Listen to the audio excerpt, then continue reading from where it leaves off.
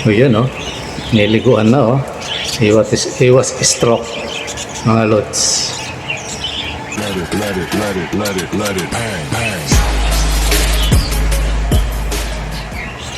Magandang umaga, mga lods.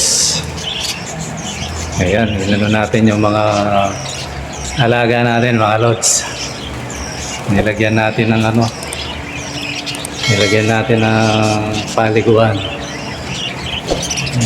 Pag siguro baka may nakalabas-labas ako, maghanap ako ng kasi meron silang liguan dati, ginamit ko sa pinasalo ko ng pag nagdidilig ako ng halaman para hindi tumulo. Nagagilap lang akong yan, mga plastic na yan. At least kahit pa paano meron silang siguro mga lods, kahit siguro araw-araw, total wala namang pugad dito sa flying cage natin. Pag naalala ko, kahit araw-araw lagyan ko to. At tuwing umaga, siguro pagkatapos kong pakainin, para maiwasan natin yung kasi mainit yung panahon. Totoo napaka-press ko na nung pwesto nila pero nadali pa rin yung alaga natin. Kasi malinaw na yan, lods. Talagang atake. Baga heat stroke. Dahil sobrang init talaga ngayon. Kahit tao, pag lumabas ka ngayon, grabe yung init, para kang masusunog. Kaya para maiwasan natin sa mga alaga natin. Kasi ito lang yung naka-expose talaga Kasi yung isang cage naka-expose pero marami siyang halaman sa ibabaw. Natatabunan ng halaman kaya malamig. Although yung naman mga lods, yung parakit, matibay sa init to Yan lang, siyempre, siguro talagang hindi maiwasan Tapos lona. Ayoko naman lagyan ng lods, yung yero, kasi baka pag tag-ulan na, lipa rin naman. At saka gagawin tambayan ng kasi minsan may naliligaw na pusa sa bubong. Na pusa ng mga kapitbahay na pasaway.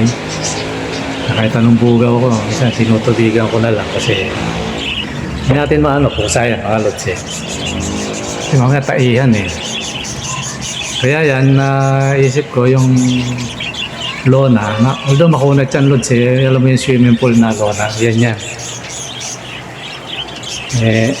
Yan, parang inoblong ko yung dating, parang pa-curve. Tapos net siya. Pag tutungtong ang pusa dyan, may ilang siya kasi lumulupog. Nagugulat siya, kaya napapansin ko wala nang pupuntang pusa dyan. Kaya okay sana, kaya lang. Doon ngayon lang naman niya, yung sobrang init. Ayan mga lods, yung lona. Okay naman Kaya na siguro, sobrang init lang talaga. Tsaka yung hangin. Pag yung hangin na, doon na dumadaan yung init, wala tayong magagawa ron kasi nature yan the best na lang natin gawin. I-press ko yung mga alaga natin. Lagyan ng tubig. Totally, nung kahapon yata yun. Nung nakita ko, may tubig. Ang bilis nilang nadumihan. Tutusin hindi naman sila lumalabas na, pero kita mo, ang dumi nila. Siyempre, yung alikabok siguro ng hangin. Tapos ginawa ko, pinalitan ko. Tapos ngayon, madumi na naman, mga lods. Pangalawang palit na yan. Pinalitan ko yan Kaya, yan, lods. Yung mga alaga nyo, kung maliban na lang doon sa yung talagang yung pwesto niya nasa garahe, nasa likod bahay nyo, sabihin yung medyo malamig yung okay lang yun. Kahit isang beses, isang linggo, yan, paliguan mo yung alaga mo, okay lang yan. Kasi ako dito talaga ginagawa ko lods, spray. Mga idol natin dyan na ano, yung medyo mga UV na kagaya natin dati. Nakalimutan ko discuss to sa mga UV. Ito para sa mga UV lang, mga idol. Yung wash out, yung pang manok. Yun, siguro, familiar yung mga ano dyan. Medyo sa bungero ng konti yan. Alam nila yan. Yun, magandang pang ano yun. Magandang pang spray yun, mga lods. Mga inaano ko mga lods ha, yung mga kaibon natin ng mga UV. Sa mga veterans, okay na yun. Alam na natin yan eh. Alam nyo na yun eh. Ito, para sa mga UV. Yung minsan nagtatanong, siyempre di naman natin madidiscuss lahat. Kaya okay lang na umulit tayo para sa mga kasama nating ano. Kasama nating mga baguhang mag-iipon mga lods. Yan, mga lods na mga UV na kagaya ko rin dati. At least mas swerte kayo kasi ako dati wala akong mapagtanungan eh. At least kayo mga lods meron na. Minsan hindi nyo na kailangan itanong, i-discuss ko na. Although ilang beses ko nang binlag yun. Pero okay lang yun. At least kaligtaan natin, di ba? Pati na rin ako minsan, nakakalimutan ko. Pag nag-vlog ako, oops, naalala ko, wala na pala akong stock. Bibili na naman ako. Ganun lang mga lods. Yun, mga kaibon na mga UV, yun. Ano yun? Ilagay mo sa galon. O kaya yung bote ng na plastic ng Coke 1.5. Tapos sa online may nabibiling kasukat nun na pang spray. Para hindi iaksayado kasi pag sa malit na pang spray,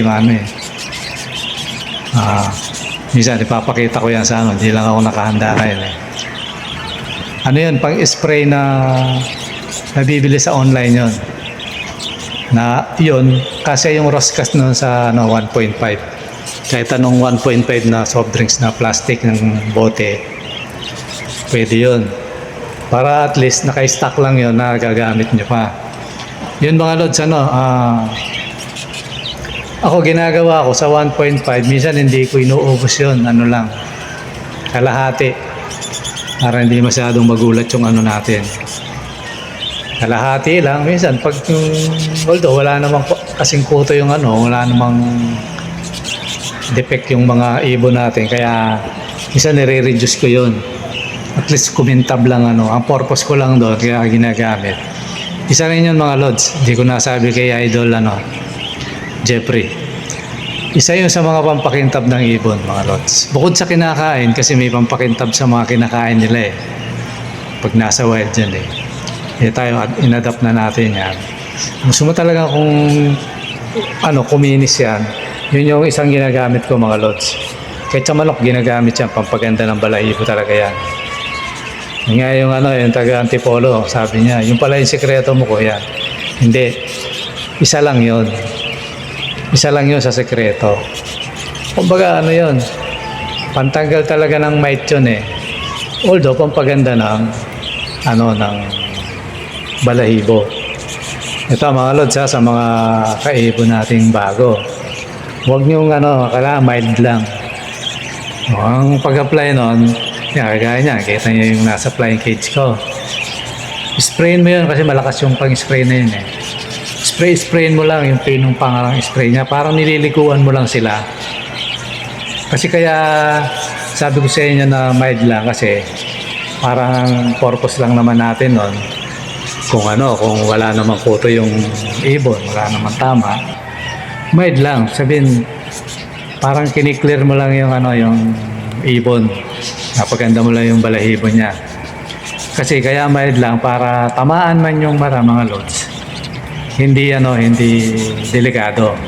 Tapos mainom man nila yon, mabasahin bibig, okay lang yon kasi mild lang.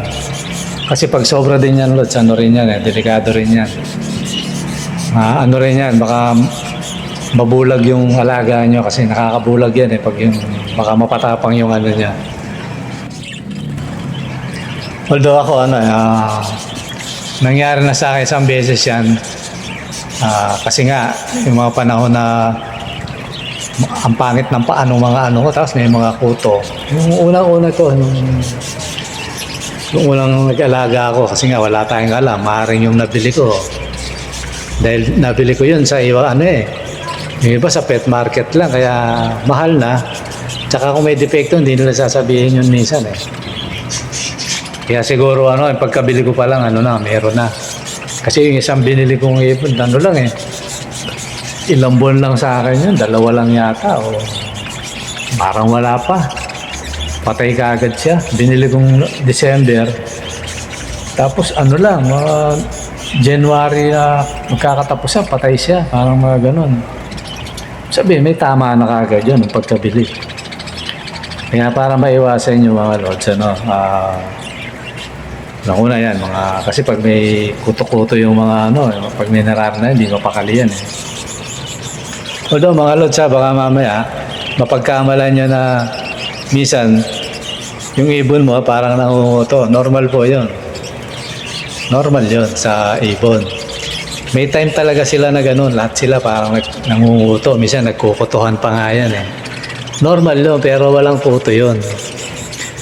Ang palatandaan may kuto yung ibon, talagang walang oras. Mapa, umaga, hapon, tsaka hindi mapakali. Hindi mapakali ibon. Kumbaga kamot ng kamot, kumbaga sa tao. Ngayon, palatandaan may kuto yun. Pero kung yung nakita mo, lahat nagkaganon normal lang yun mga lods. Baka mamaya pagbuka ka ng magbuka ng mag-spray ka na mag-spray. Wag. Normal yun. Ayun mga lods, isang lang yan, kumbaga, ayon lang sa ating natutunan sa pag-ibon. Para lang yung mga UV, may iwasan yung mga idol yung ayokong yung maranasan ko na kasi di ba pag namamatayan tayo minsan may sakit yung mabigat sa atin yan so para ma-reduce yun totally sa kabuuan hindi naman natin maiwasan na magkakasakit yung mga yan at least ma-reduce o mabawasan gano'n imbis na 30% maging 3% lang gano'n kaya yun lang mga lods yung pinaka parang tip lang sa ating mga kapwa natin mag-ibon na mga baguhan. Kasi may mga nagte-text pa rin although hindi ko naman minsan ayaw nilang ayaw na lang pa-expose siyempre re-respect natin yun. Dahil nasa kanila naman yun Kaya minsan tinatanong ko kung payag ka ba na yung tanong mo vlog. Pag sinabing oo. Tapos pag sinabi kong kita, ayaw nila. Pero yun, okay lang naman yun. Igagalang natin yan siyempre mga lods.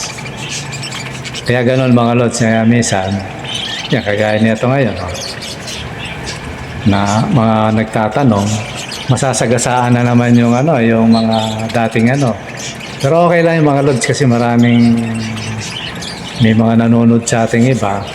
Nakakatulong na rin yun para sa kanila. Mga baguhan, mga lods. Yun mga lods. Tapos ang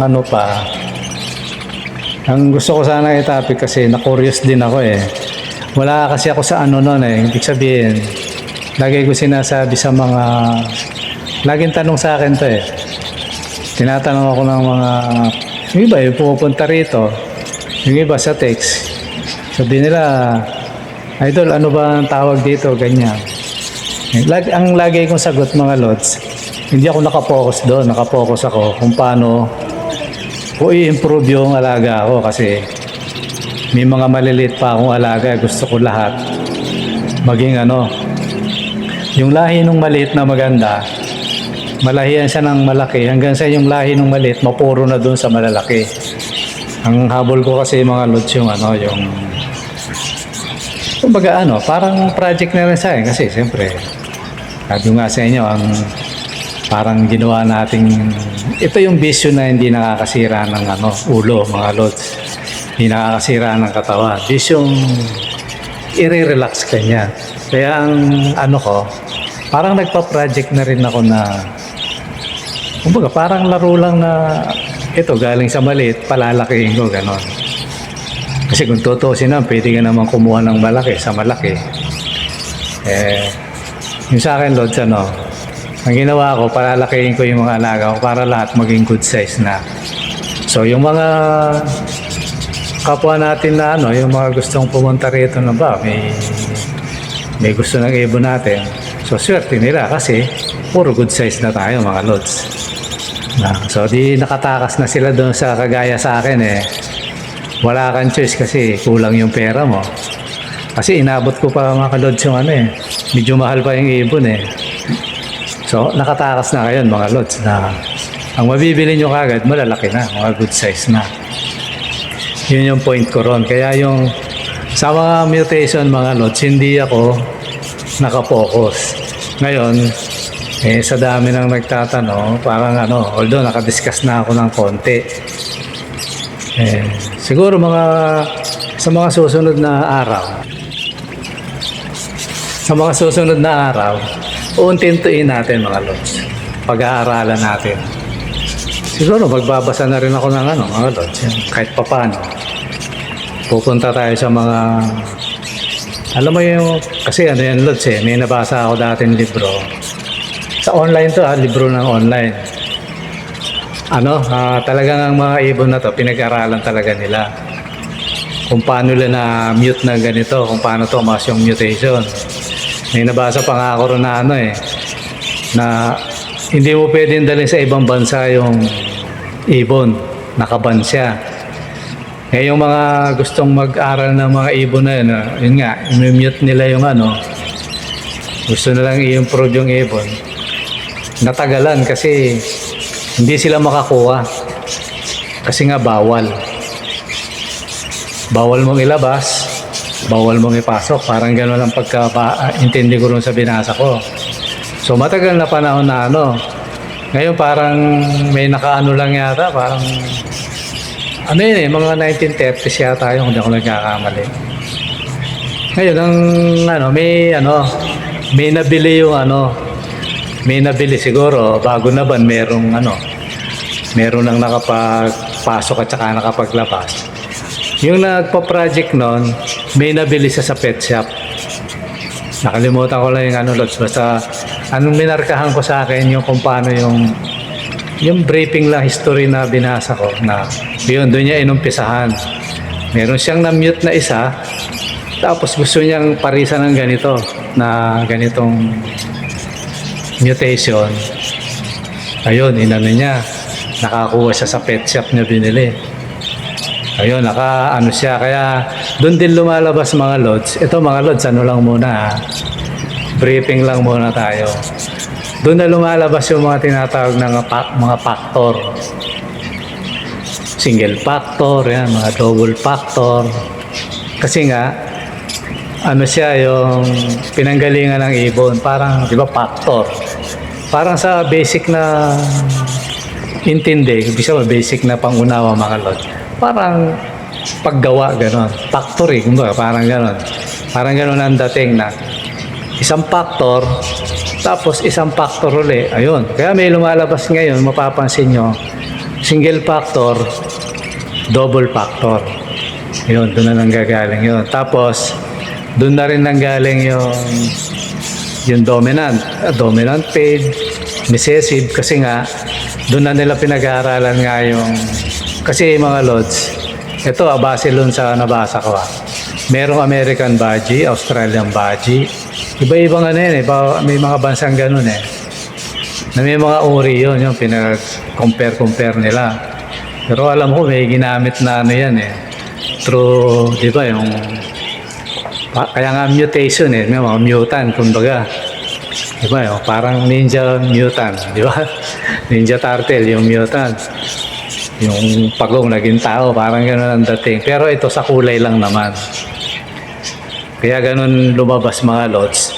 Ito, kung makikita nyo sa screen, ang tawag dito mga Lods, single factor. Dominant single factor. Dominant paid single factor mga Lods. So, ibig sabihin, yun yung may mga bahid na pero malalaki yung bahid. So yan, kagaya nito. Yan, single factor ang tawag dyan. Tapos yung pag mga Lods, Iano lang natin kasi ito ano lang muna.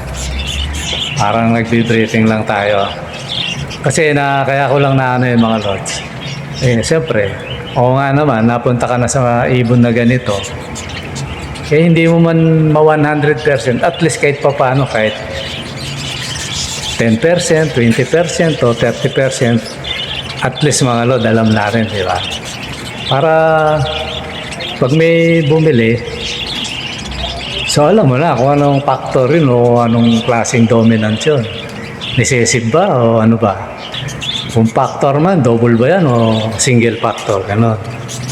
Kasi kagaya ng tanong ni Idol Jeffrey, yung isang follower natin. Ito, kagaya na ito, yung tumungtong na yan, Idol, yung isa. Hindi itong nasa harap ha. Yung isa, yan. Ang tawag dyan, cinnamon. Green cinnamon na yellow face. Yan, yung nakatungtong sa akin na yan. Kulay yan na yan, lots, brown. Kulay kape, kumbaga. O chocolate na Milo, yan, mga ganon. Yan, ang tawag dyan yun ang tawag doon, yun yung sinabi ko kanina. Yan, yung nangangagat na yan. Yun yung ano, mga lods, yun yung katawagan doon sa ano na yon, ibon na yon. Kasi kailangan nating pag-aralan kahit konti mga lods. Kasi pag hindi natin pinag-aralan, mamaya may bibili, tatanong sa'yo. Sabihin, kuya ano yan? Eh, cinnamon pala yun. Hindi mo alam sagutin. Sasabihin mo lang brown. Brown parakeet. Parang ano, hindi nga naman tama. At least kahit pa paano, sa susunod kung may mag-aano sa ating mga ibon, may pupunta rito, at least alam natin. Tapos alam din natin na may nakakuha siya. Alam natin na yun, single factor. O kaya, kung katawagan, mga line. Ayan, mga lods, halimbawa, opaline. Kung usapan, mga linyada. So, alam mo kung opaline siya o normal. Ganun yun, mga lods. Baga ito tayo ngayon, mga lods, nag-ano lang tayo. Parang briefing lang muna kasi alang-alang sa mga followers natin na UB na nagtatanong minsan. At least para kahit konti matuto sila mga lods. Kasi importante rin kahit paano kasi yung alam mo yung kung anong uri yung mga kitsang alaga mo. Normal ba yan? Opaline ba yan? Yun. At least, kung gusto mo ang linyada ay puro opaline na halimbawa, recessive, mga dominant, mga single factor, double factor, alam mo. So, medyo hindi na mahirapan. Although ako rin nag-aaral din mga lods, hindi pa naman tayo veterano sa ganitong Kumbaga, mga idol, sabay-sabay tayong mag-aaral. Pati ako, matututo dito kasi tutuklas tayong at least mag-aaral ako na kahit pa paano. So ngayon, itatawid ko sa inyo mga lods. Pag natawid sa inyo, kahit pati na rin sa akin, matututo ako na at least kahit pa paano, alam natin kung anong klase yung mga parakeets o mga baji ang mga alaga natin. Di ba mga lods? Ganun lang yung punto ko mga lods. Kaya siguro sa mga susunod na araw, isisingit-singit ko tong topic natin mga lods. Okay mga lods? Hanggang dito muna mga lods para sa susunod na araw siguro, unti-untiin natin mga lods. Okay mga lods, bye-bye. Maraming salamat sa panonood.